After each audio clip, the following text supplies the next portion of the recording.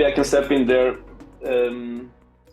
But again, I'm more coming from the technical perspective. So what we tend to do often is to try to have some monitoring. So there are tools like Hotjar, analytics, also like more low level, like monitoring and profiling of the system itself, where you can spot quite quickly the pitfalls for the customers, or where they get troubles, where they get stuck or they don't move.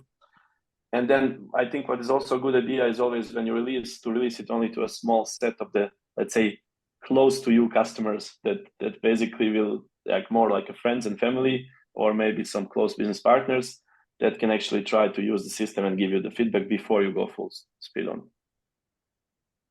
And I think another thing that is really good before you start MVP, if it's possible, you need a certain amount of clients or users, is to do the product market fit survey by Sean Ellis. I think we also talked about that in one of the last meetings, because it's gold, right? I mean, in the end, it really tells you exactly which users love your product, why they love it, and also the users that don't love it, why they don't love it.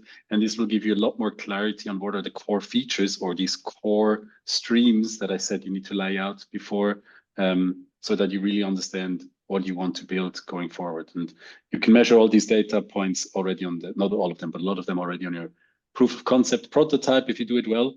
But the written or the interview feedbacks from people are really the best source of defining what you might be missing or what you might need to focus on. Then once the MVP is live, a lot of it can be done via the tools and tracking, where people click, where they stop, where they abandon, these sort of things.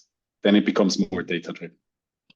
We don't build that much products for external clients, but what we do internally, definitely, we basically observe them, how they use the product, the existing one, and then we understand what they could need. But I think from a testing and voting perspective, you know more about it, I guess. So what we did at Dexio, for example, was we had I can't remember the name now, but it was basically an idea box, sort of like a website where people could add requests, features, and then they could up and down vote what we should build next. Well, we couldn't build everything because technologically Dexio was a bit stuck at one point. That's why Nenad came in to resolve that. But that was one way to handle this, right? So the clients directly could up and download certain ideas and bring us those. I think, as I said before, the product market fit survey is fantastic. You should do that whenever you can to get as much insights as possible. And then there are all the non-interview topics. I mean, also customer care or sales have a lot of cool feedback if you really structure it properly and look at it properly. But there, it's important to me that you quantify it. You know, not meaning that in a bad way, but a lot of clients would come and say, a lot of customer care employees will come and say, this is a problem we really need to solve. This is a big issue. And then you ask, how many times have you heard that? Well, it was at least twice today. So, okay.